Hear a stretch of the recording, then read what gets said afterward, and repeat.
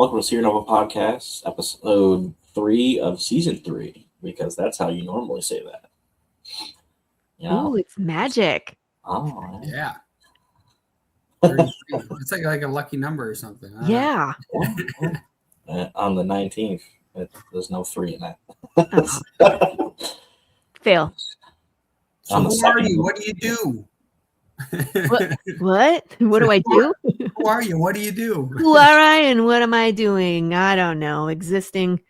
For real though. Laurie Calcaterra, writer, creator, Path of the Pale Rider. I've been writing comics and short films and web content for a while.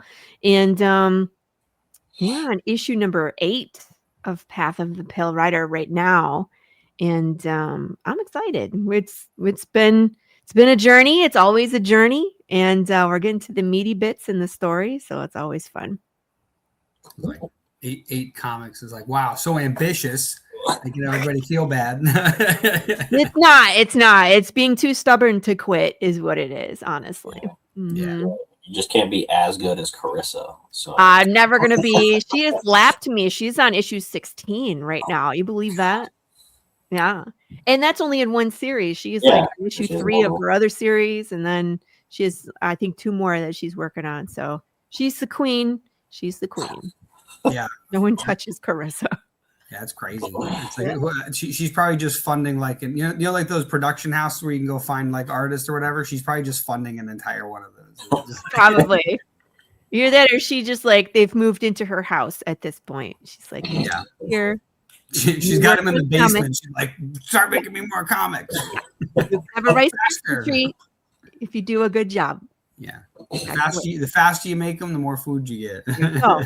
Same with all of her merch too. She just has people in the basement like working away. Yeah, making stuffed animals. Stop. That's why when she's like, I know somebody in my basement. Not having a legal sweatshop in her basement. I'm just. Oh, it's not illegal, but it's not even her legal basement. Do they have? Wait, is there basements in Nashville or in Tennessee? I don't know if she has a basement. To be honest with you, wow. I'm in Texas and we do not have basements. No basement here. Yeah, there's basements here because tornadoes come through. Oh yeah. I wish we had a basement for the tornado. Yeah, but you guys like don't get as many. We get them like every other day. Like there's like a window like I think it's like June to September or something or like May to Monday, Wednesday, Friday. Yeah, tornado days. Yeah, so it's like maybe 3 out of 7 days. Yeah, I guess it's not technically every other day. So still, that's pretty good ratio right there. Yeah, I did though. I used what was it, like ChatGPT and was like, hey, has there ever been a tornado that hit this very specific street? And it's like, well, back to the records of 1800s, I couldn't go back any further, and that was all I could find. I'm like, that's good enough for me. Oh my god, it could still happen. Yeah, I think it would be better if it did hit there because then the chances of it hitting the same place twice. Yeah, but then again, it's like that meteorite where like one lady got hit by a meteorite through her house and it killed her, and then another person it landed right next to them and it was worth like $1 million. So it could have killed her, and now she's rich. So it's like, yeah, I could take the tornado, or I think I'd rather just not take the chance of a 50-50, car getting thrown at me. I don't want to be killed by a meteor. That's gotta suck because you're just doing your thing, just hanging out, and then just like, like. The God just going, get out of here. Yeah. Wish. It's either that or it's like maybe that person made a mean cake and God's like, get up here. He's like, you've been promoted. Yeah, upgrade. Hopefully they felt nothing. I mean, you could just be there and then not be there. Yeah. Okay. Yeah. Speaking of death, where did the original idea of Path of the Pale Rider come from? Where did it come from? I love. Oh, I moved. Hello. Oh, hello. I'm big now. So I love horror and I love apocalypse genre. So there's so many too, right? Because really you could do anything from robots to snowpocalypse to aliens or zombies. But I really like the zombie genre. And I even did this deep dive into the zombie genre. What's interesting to me is it's interesting to see how they have evolved along with how people see the world and what they're afraid of. So anyway, I digress. So I consume all these things, and I'm tired of the things that I'm seeing, right? Walking Dead has jumped the shark at this point. It used to be really cool, not so cool anymore. I didn't know that show was still on. Still on, and it still jumped the shark. Like it's still bad. And then I have this theory about a genre that once you get to the romantic version of the bad guy, then you need to start over. It's done, right? So like we've had romantic vampires, we've had romantic Frankenstein, we've had romantic werewolves, we got romantic zombies with warm bodies. And I said, take it all and throw it in the trash. It's time to start over. Let's think of something new. And I was like, how do you think of something that's never been done before? You know what I mean? It's like, this been done, that. And I was like, what if we had a zombie story, but it wasn't really an infection and it wasn't the dead coming back. It was more like death itself broke somehow. And so it's like people and animals and insects and fish. And then I just started world building. Like, what would that look like? How would people act? What would the government do? What would be the risks here? You know, and all these different ways of thinking about it. Like, what if it's your mom or your kid? You know, it might be different than if it's your neighbor who runs over your dog. You know, you're going to have a different opinion about what to do with these people that are just more and more chaotic. And it's like, it's not where they're cannibalistic trying to eat you. It's more, they're just losing their humanity as their brain rots. So it's like dementia and fast forward, which is really sad when you think about it. Right. Yeah. So that's kind of where it started. And then it just kind of evolved from there. And I was like, what would happen to the world? We would probably devolve back to the Wild West. So it made it really easy to kind of put all the things that I like into one mishmash with some undead zombie bears. Why not? Because why not? That makes me think of, what was it Cocaine Bear? Yeah, I always say, like, if you like Book of Eli, Fallout, spaghetti westerns, and Cocaine Bear, then we're for you.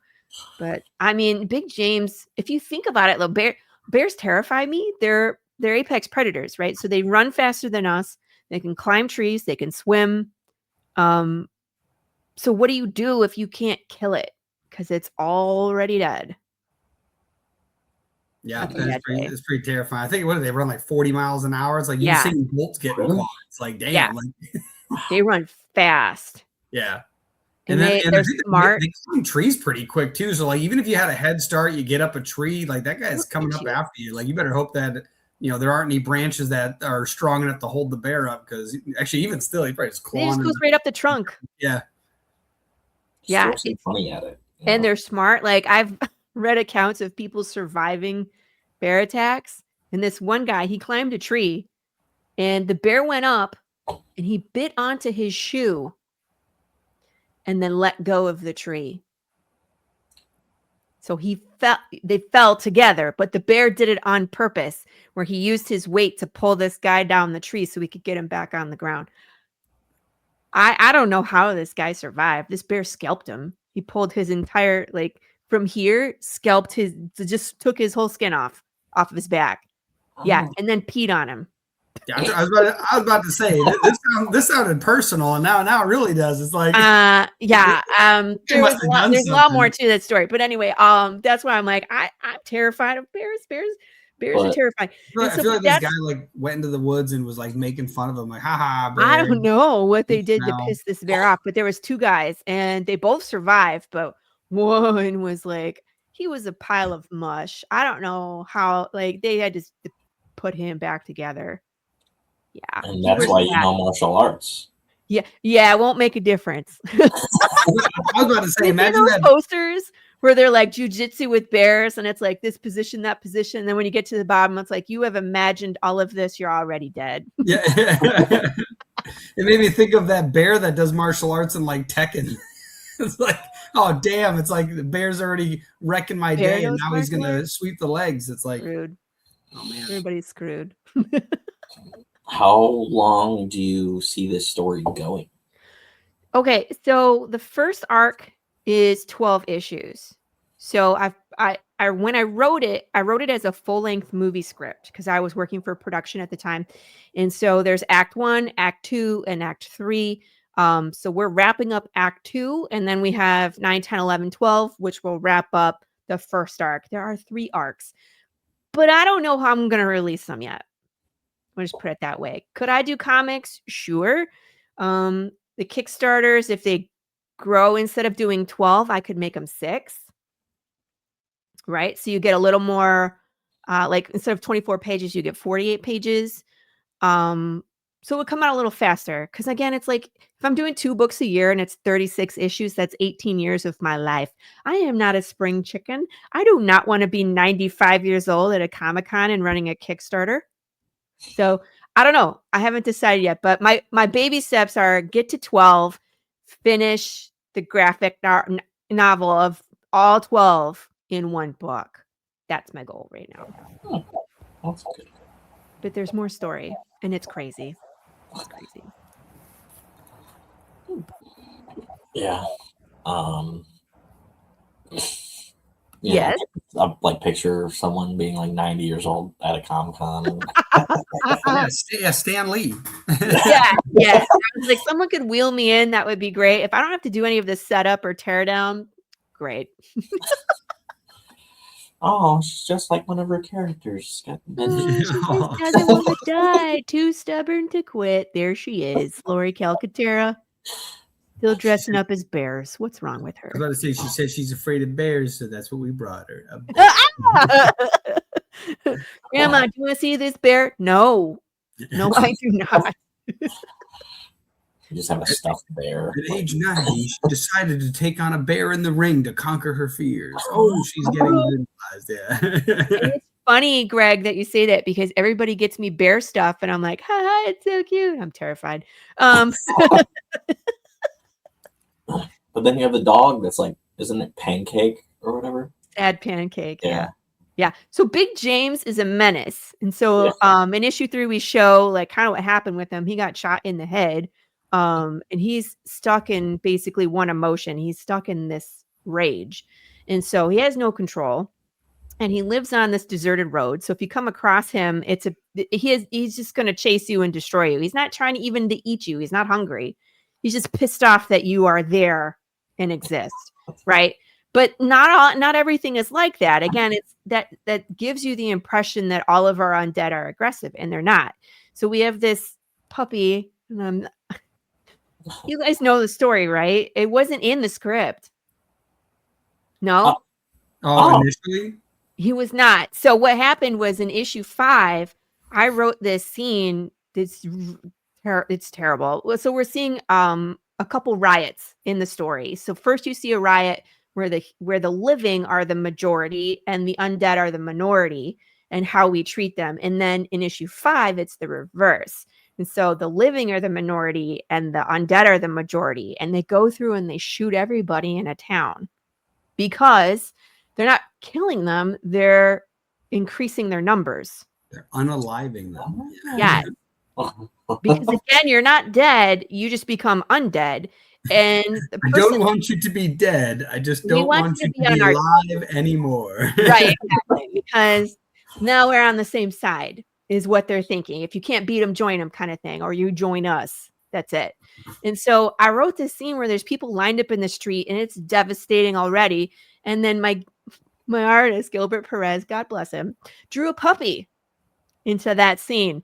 And as he's going through the pages of this, he gets to the last panel and I said, make sure you shoot that puppy. And he was like, what? All of a sudden your back door, like their closet behind you just opens and John. Yeah. He's like, what? He's like, what did you just say? And I was like, they don't let anybody or anything live. Right. And I'm like, you read the script, right? He was like, yeah, but, and I was like, you drew the puppy in, you get to shoot the puppy. And he was like, damn it. Like, that's what you get for being creative. Yeah, exactly. You did it. So poor Gilbert, he gets blamed for that. But I turn it into something fun. I went into our Facebook group and I run polls in there and I let people name stuff. So I was like, before the issue was even out, I was like, here's a picture of this dog, and it was alive in the panel.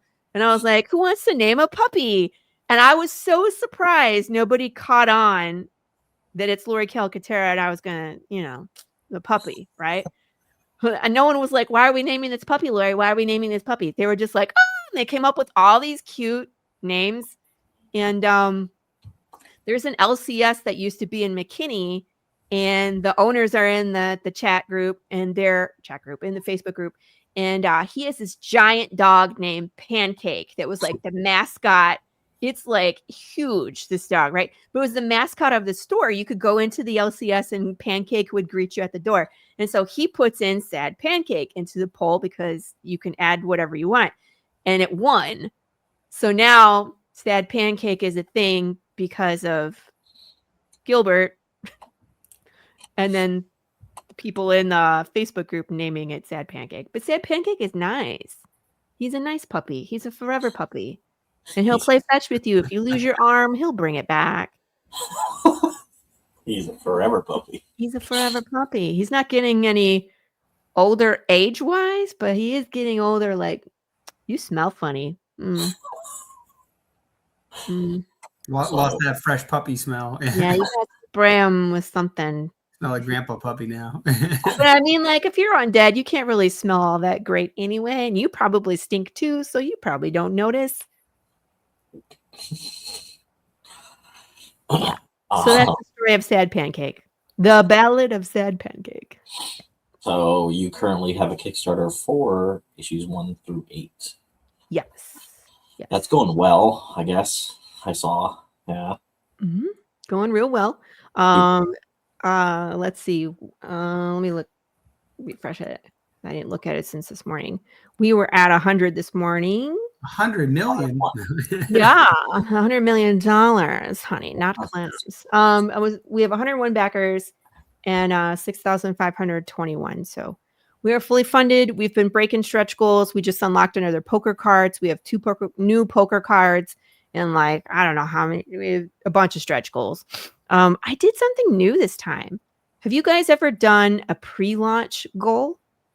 Like followers pre-launch? Yeah, we did one time, but we didn't have. So we didn't do anything where like, hey, if we get these goals, we'll get something. It was more like we're just trying to get the goal. And then the other thing we did was after we were both like swamped that month, and we did almost no promotion during it. I think so we ended up like canceling that Kickstarter. I think. Or no, wait, was that the one we canceled, or was that the one we ran through, but it just didn't do as well? I can't remember which Kickstarter. I know that's what I'm trying to remember if it was like the Seer Chronicles 3, or if we did it for Night Watch and it just didn't do as well as it should have did. Well, Night Watch, we just let it run because like the end of the campaign, I was in Disney, so I was like not really caring. No caring at all at that point. I was like, oh, I'm doing. I was like, that was solid planning to do it this month. Like, yeah, I'm gonna launch it on my birthday, and then it's gonna end a month later in May. And I was like, yeah, that's fine. Yeah. But yeah, how did that work out for you though? Like, so, I think it did help. Typically I have about 75 pre-launch followers before I launch. And I mean, like, I'm pretty active on social media. I'm on, Facebook, and I have my my weekly podcast, the Tuesday Morning Brew. And so I'm usually announcing when I'm going live, and I have a launch party, right? So sometimes people don't bother to sign up for pre-launch, right? Because they already know when it's going to launch and they're going to watch the stream anyway. But I told everybody that I would give, I don't know. Are you familiar with, there it goes. A teeny tiny little book. Are you familiar with what an anxiety bookshelf is, you guys? An anxiety bookshelf? I'm assuming it's a little bookshelf that you can take the books off of? Yeah. And so it comes with a bunch of books. My daughter got one for Christmas. Okay. And it came with like, I don't know, 150 books. And it's a miniature little bookshelf. And like the whole point of it is you shake it around when you're feeling anxious, and then you sit down and you can sort through all the books and like arrange them nicely, rearrange them, do whatever. And it's calming. If you like to do like sorting games and I don't know. Craig's like, I don't even like to put my clothes away. Yeah. There's something cathartic about it. I really enjoyed it. I feel like do you ever see those boxes where it's like a bunch of what is it?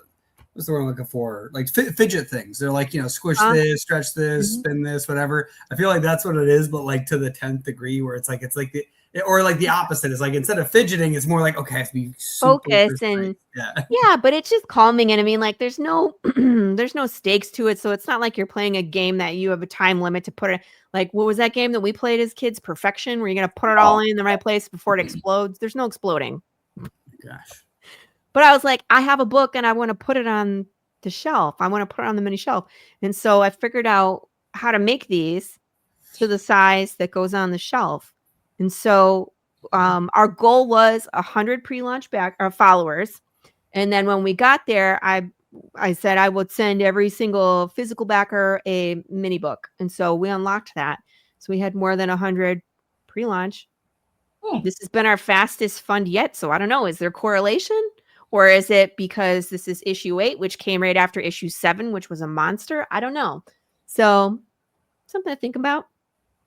It's cool. I like the idea of little mini books. Yeah, I like these. So it's interesting too. I don't know. Like, did you print them from someone or did you make them yourself? Nice. No, I figured out how to do them with foam core, and I just print the little tiny cover on sticker paper, like vinyl sticker paper. Ooh, excuse me. Oh, that came out of nowhere. But I found that the books that come with the actual bookcase, they're uniform. And so it's so much easier to just get another anxiety bookcase. And then I print the stickers and put it over the ones that came with it. And then I don't have to spend the time measuring and cutting all the stupid foam core. It's probably cheaper that way, but it's not as quick, and it's definitely aggravating because I'm like, it's off and I got to trim it. And that's a cool idea though. I almost wonder that could be something that's other people offer too, but then like have it be like, oh, get the whole collection of like different indie books for your bookshelf. Yeah. Well, I've been working on, so the sheets that I print have a spot for 60 covers. And so my goal is to have a sheet of all different covers where basically I'm recommending books for people to get. Yeah. So that's fun. So like if we were like, oh, put our comic in the thing and you have a collection of them, that's cool. Yeah. Cool. I think I have about 30. So I'm still looking for more covers. If you guys want to participate, all you got to do is send me front and back cover and I'll stick it on the thing. And it's just fun. Like people go through them and they look at it, they read the cover and they're like, what's this? And I did that with my kids' bookshelf, where there's this whole series that had like an eyeball on it. It was like adore me and something me and it was like a verb and then me with this eyeball. And I was like, I don't know anything about this series, but there's like 8 of them. Someone looked it up. You know what I mean? So I just thought of another cool idea. Instead of the back cover, you put QR codes on all of them that lead to those books. So tiny. I mean, we can try that, you can have QR codes that are like this big and they work. Yeah. Yeah. They can be really small because I've shown it before. There's like a comic I have that has these little mini. So you could have a digital bookshelf. So you can see this is a full size comic and look how small that is, and that's scannable. Yeah. Huh. Yeah. That's a musical. I wonder if we can try that. That's a great idea, Dylan. That would be awesome. If you had a whole bookshelf of indie comics with the QR codes that go directly to, that would be such a cool idea. Yeah, and you would save so much space. Oh, I'm not gonna lie. If you wanted to expand that, you could even run like a campaign selling just those, where anybody who puts their QR code on there, the digital copy is like included. Like it goes to a digital copy instead of like just to buy it. That would be another cool thing. And then you sell the bookshelves. You sell them for like ridiculously cheap, and anybody who participates, for every sale gets like 10 cents or whatever. But the whole idea is you're selling a collection of indie comics. That'd be such a cool idea. Man, I really like that. Well, I'll have to email you after because I think I was like, we should make this happen. Because that's like there's it was so funny because this actually happened to me. I was reading a book called I think it was The $100 Startup, And right before that book, I had read a book called Scientific Advertising. And in there, it had some stories. So now I'm reading $100 Startup, and it goes, a former engineer, and I'm like, oh, I'm an engineer, read the book Scientific Advertising. I'm like, I just read that book. And he saw the fire sale idea that they do at, what's it called? Like furniture stores, where they bundle a bunch of stuff together and they sell it for like a fraction of the cost to get rid of the previous season's inventory. And so what he did was he reached out to a bunch of software companies, got a bunch of their software, discounted it by like 80 or 90%. So it was super, super cheap. But he sold so many that he netted something like $180,000 in a 3-week time period. Wow. Because the whole point was that he sold it in bulk. Everyone involved was also promoting it. And even though everyone got a small amount, they sold so many of them. Yeah, I was like, so that's why I'm thinking about that. I'm like, man, that'd be such a cool idea, because then you get the collectible of all these little mini things. And it's almost like instead of like a CD, tray, where you get to put the CD into your CD player, it's more like a little book. You scan it. Now you can read the book, and then you can scan the next one and read the book. And it doesn't need to be complicated. It could go to something like, what's it called? Global Comics or something like that. You know what I mean? Like a digital platform where all the books are. And it just just make sure it's a free listing and just have it go to that page. Yeah, man, that'd be super, super cool. Genius. Yeah. I'm over here looking serious because my brain is working. I'm like, and then I could do that. I wonder, because I have that PDF bundle right now, so I can probably use those as the beta test. Yeah. Put the covers and beta test it that way. If you look hard enough on my campaign, I can't tell you where, but there is a place where you can get a mini bookcase. Oh my God. I didn't know you could put gifts into here.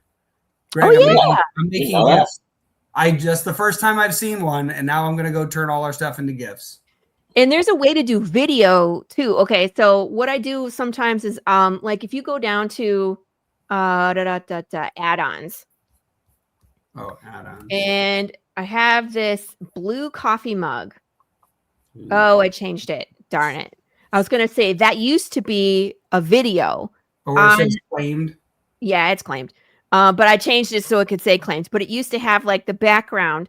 And so what I did is I took the video and then I put it into my software so that just that square was playing the video with the background in the back. Yeah. And then I took that video and then turned that into a GIF. And so it was a GIF, but it was like not just looping. Yeah. So there's a way you can do that with like Canva. You just upload a video and then save it as a GIF, and it's perfect. Oh, I love doing GIFs because, like, for my t-shirts, I have so many t-shirts at this point. You could wear a different t-shirt every day from Path of the Pale Rider. And they're all available in the campaign. It's just there's a t-shirt tier, or there's t-shirts and hoodies in the add-ons. And so you can see here and look them in the hot sauce. Yep. New hot honey mustard. What? Yeah, it's hot. Hot. I put Carolina Reapers in it. So hot. In a deliciously small book. I know. I'm so silly. I have fun. And I mean, I see the cards. The cards you're talking about, how it's like, poker cards. Yeah. What I was talking about when we're building our Kickstarter right now that we're doing. Poker cards. What I like about it, guys, is that it's fun. It's something that I want and everybody else wants. And it encourages the backers to come back every campaign to get something physical. Because just with a $10 buy-in, they get all the stretch goals, right? And so there are people that have backed a physical campaign since we started this and have gotten all the poker cards for free. Just because you show up to every campaign. So it encourages your return backers to come. And if they miss, I have all of the previous poker cards in the add-ons.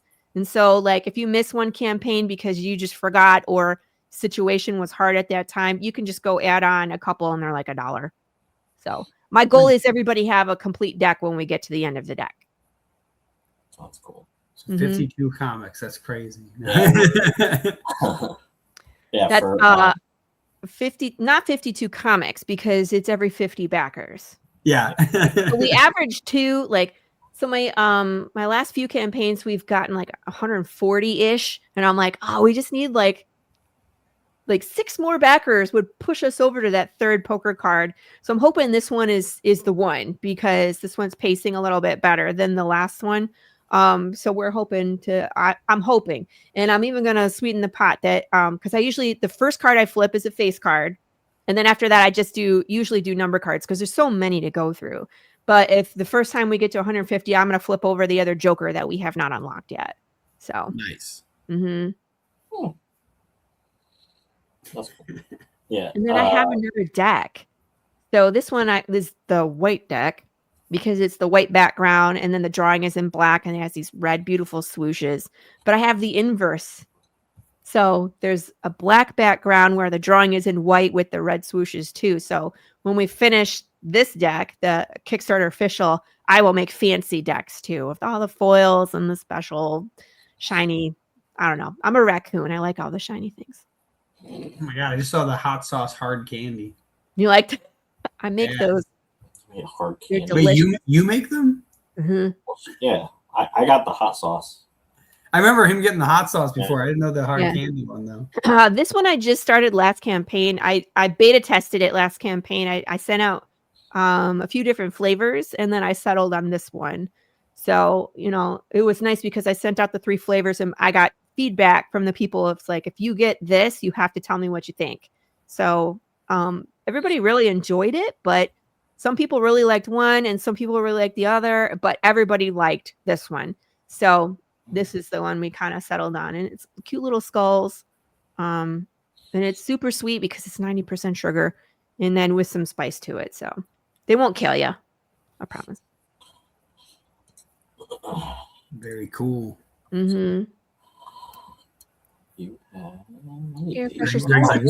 the coffee, you guys, yesterday. So I'm going to send everybody fresh roasted coffee. I roast coffee too, Dylan. I have a problem. That's awesome. I just found that these whole coffee beans can be ground into something delicious.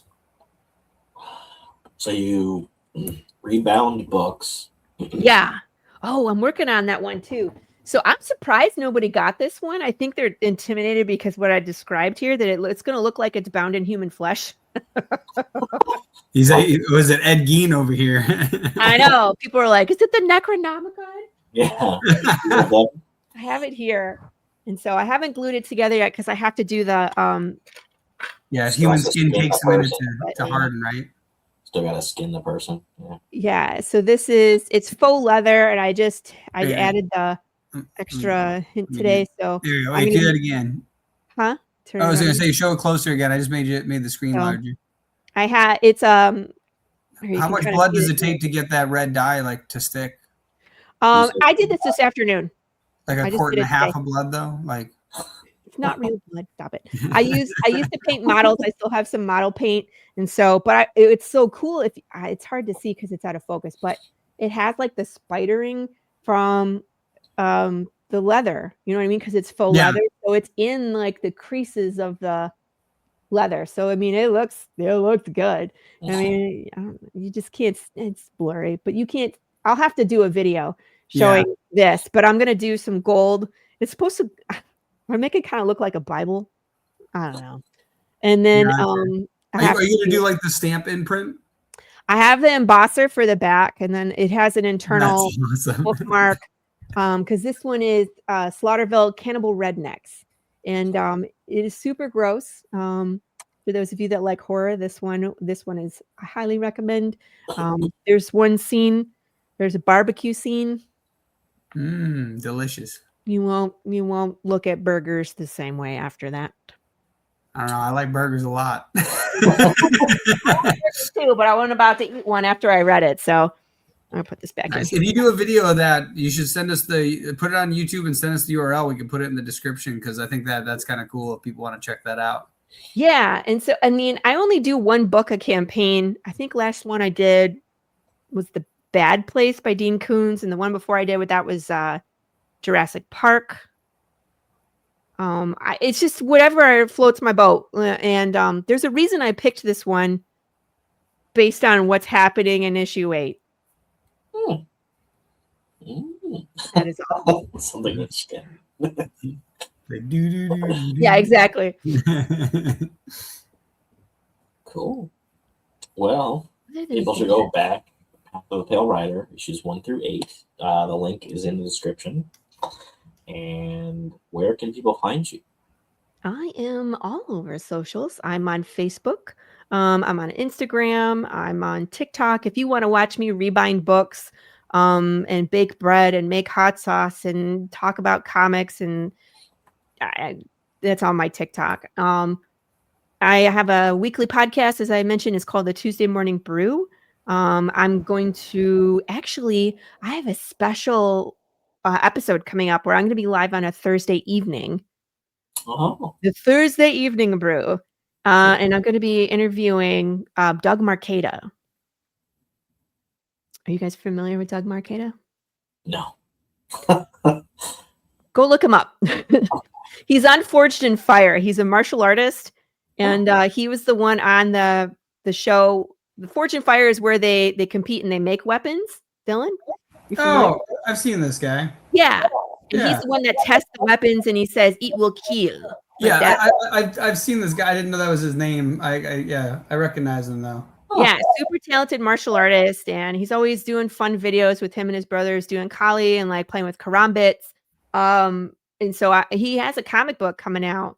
I didn't realize it. This is not his first issue either. So he had issue 1 that came out and funded, and now he's doing kind of like the scout method where it's 2, 3, and 4. I think he's going straight into the trade. So there's issue 1, and then there's the Lineage. trade. Is that it? Is that it?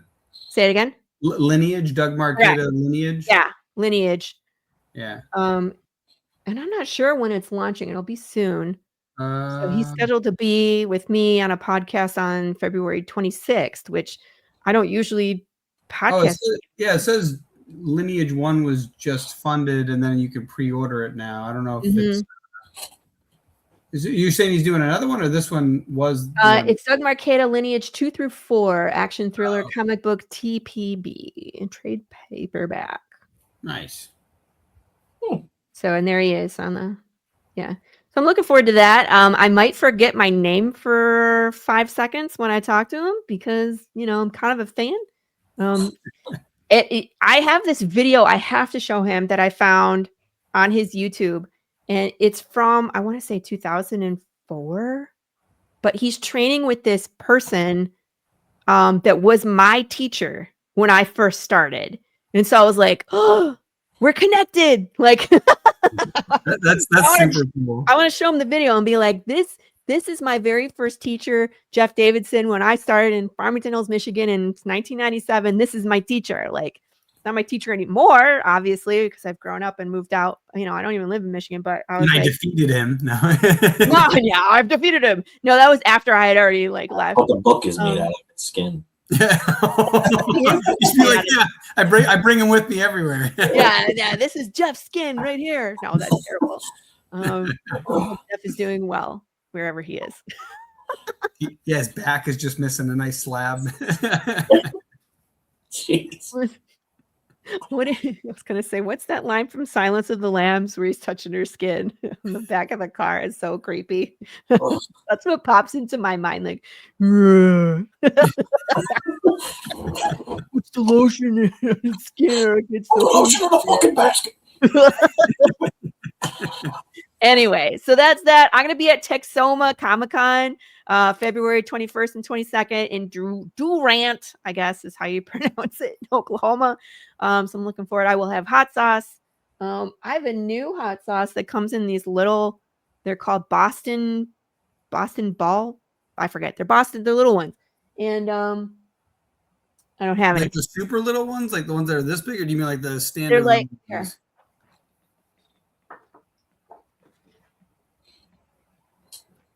Oh, okay, yeah. And so I have a shotgun bandolier for shotgun shells. So I have them in the bandolier. Nice. Super excited to wear hot sauce on a bandolier. I don't know. It's gonna be a blast. I think, yeah. I call it shotgun sauce, and it's like bright orange. So I'm super excited because I think those. You gotta call it Dragon's Breath rounds. You know what I mean? Oh, it has to go along with the shotgun bandolier. No, that's what Dragon's Breath is. It's that shotgun that shoots fire. It's the rounds that they put thermite in it. So when you shoot it, it shoots around and flames. Yeah, it's awesome. As you can tell, I don't have a shotgun. But if just look up Dragon's Breath shotgun rounds and you'll see it. They're like super cool. They're like that's fun. They'll ruin your day if you're on the other end. I would hope so. That's what they're intended to do. Although my favorite thing was somebody brought this up. It's like, imagine someone came into your house and then it's in the middle of the night. They're trying to rob. They don't get hit with some bird shot. They get hit with Dragon's Breath. They're just like, you just see this fireball coming at you. I'm like, yep. And then your house is also on fire. Yeah, that'll be the last time somebody robs that house. Mm-hmm. Yeah. Mm-hmm. It might be the last time the house is standing, possibly. Yeah. Well, thanks for coming on. Yeah, thanks for having me, you guys. In that way, and what was this? This is episode 3 of season 3. Make sure you like, share, subscribe, leave a comment. Go watch the video of her book down below. Go back her campaign, and then come say hi. Yeah. Do all those things. Do all those things. And it's a great time to jump on campaign because 1, it's funded, so you guaranteed a book, and 2, you get all the stretch goals that we've already unlocked, and then you help us unlock more. So win-win. You don't get this one because it's been in my mouth, but you get a nice one. Honestly, that one you could probably sell. No. Yeah, this costs extra. It'll go on eBay someday. I don't know. It'll go in the $100 tier, right? It's funny. That's what I did with those poker cards that I took to the range. I shot some poker cards and they went for $40. Nice. That's awesome. Cool.